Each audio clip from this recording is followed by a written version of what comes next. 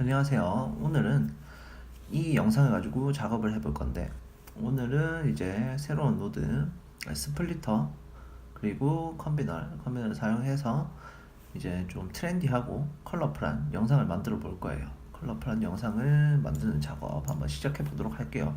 일단 기본적으로 프라이머리는 잡아 주셔야 돼요. ITS, ITPPA 이렇게 제 스타일대로 제일 편한 방식인 것 같아요. 제가 쓰기에는 제일 편한 방식이기 때문에 이렇게 만들어 주고요.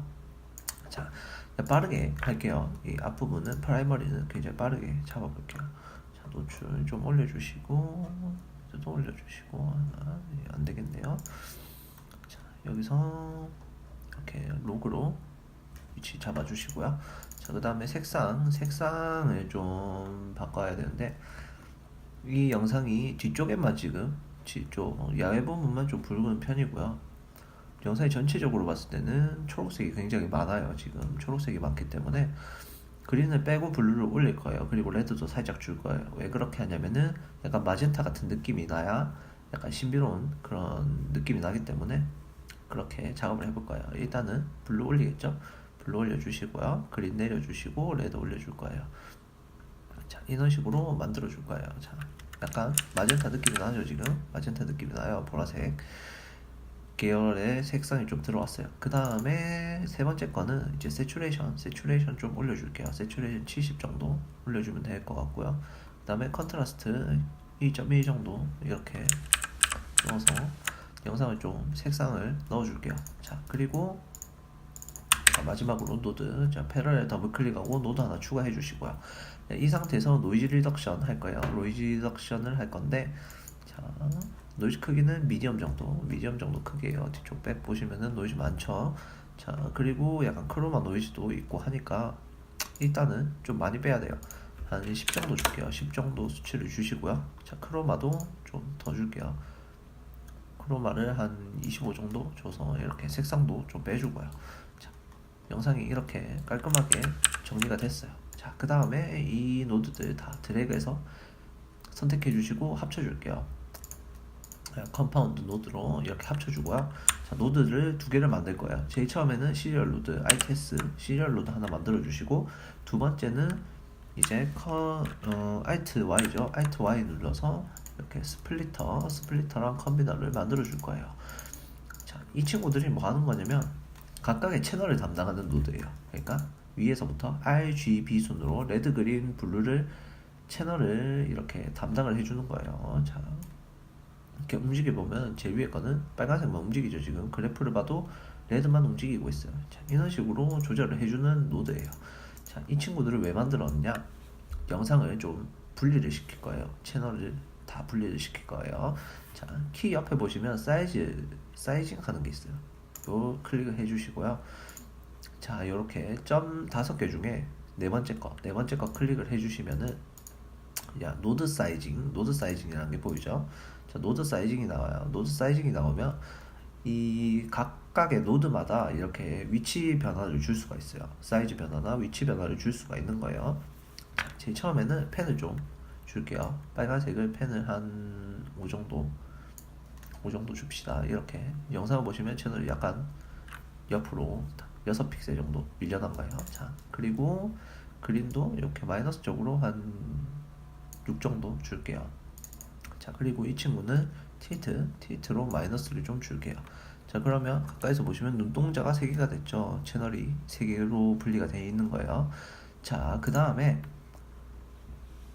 인물의 얼굴 부분에는 이 효과를 안 줄 거예요. 이렇게 채널이 분리된 효과를 안 주고 뒤쪽에만 그런 효과를 원하기 때문에 인물 쪽에는 그런 효과를 안 줄 거예요. 그래서 앞에 노드를 하나 생성을 해 놓은 거예요. 자, 이 노드를 어떻게 할 거냐면, 자, 노드를 보시면 동그라미랑 세모가 있죠. 세모는 키 데이터예요. 앞에서 말했듯이 키 데이터인데, 이 키 데이터를 이렇게 드래그해서 점선이 생기죠. 이렇게 연결을 시켜줄게요.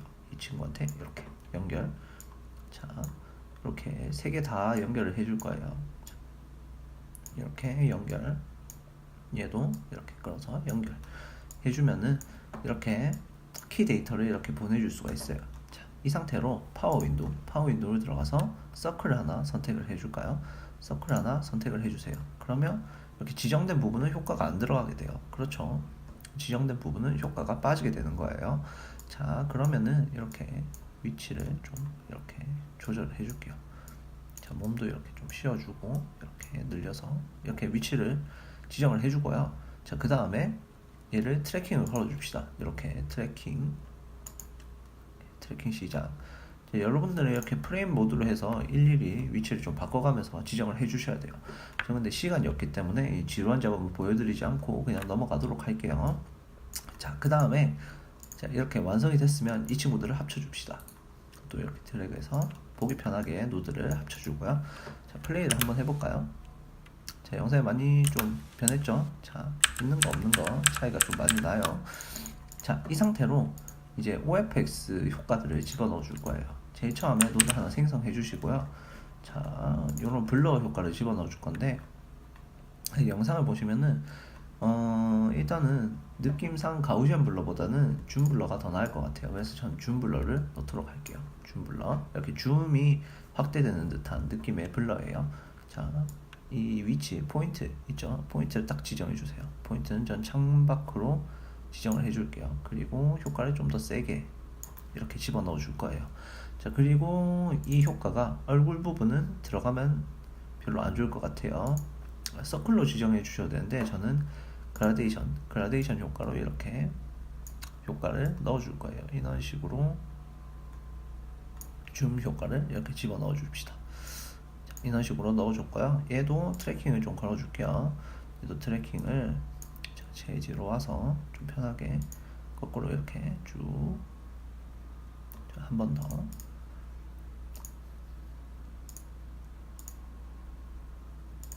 이런 식으로 효과를 집어넣어 줄게요. 자, 보시면은 뒤쪽에 이렇게 확대되는 듯한 느낌의 효과가 생겼죠. 자, 그 다음에 여기다가는 이제 글로우나 뭐 이제 라이트 레이 이런 효과를 집어넣어 줄 건데 저는 라이트 레이를 집어넣어 보도록 할게요. 이거는 색이 이렇게 번져 나오는 그런 느낌이에요. 번져 나오는 느낌이기 때문에 이걸 좀 효과를 좀 많이 줄게요. 이렇게 많이 주고요. 자, 위치도 좀 지정을 해줄게요. 창문 밖에서 들어온다는 느낌으로 이렇게 효과를 좀 넣어주고요. 자, 이 친구도 똑같이 그라데이션 효과 넣어서 얼굴 쪽에는 많이 안 묻게, 근데 얼굴 쪽에 조금 더 넘어와도 돼요. 조금 더 넘어오게 이렇게 만들어 주도록 할게요. 자, 그리고 하나 더 그라데이션 하나 더 추가해서 자, 이렇게 벽에서도 이렇게 들어올 수 있게 X자로 이렇게 만들어 줄게요.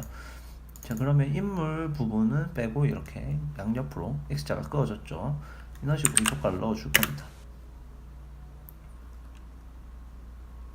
자, 뭔가 영상이 많이 바뀌었죠? 많이 바뀌었는데 자, 이렇게 없는 거랑 있는 거는 차이가 많이 나요.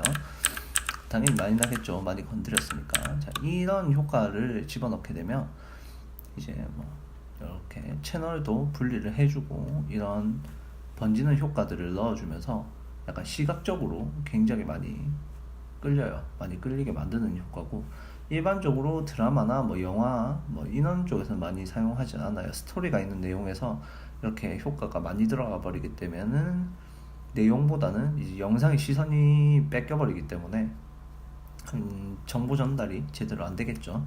그렇기 때문에 시선을 사로잡을 수 있는 그런 영상들 있죠. 뮤직비디오, 뭐 광고 이런 짧게 보여주면서 시선을 사로잡을 수 있는 그런 영상들의 이런 효과를 굉장히 많이 사용을 해요.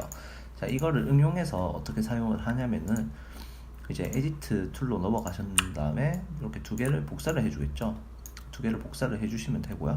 자, 그 다음에 다시 컬러로 넘어와서 아래쪽 있죠. V1에 있는 애들한테는 프라이머리를 제외한 다른 효과들은 제거를 해주는 거예요.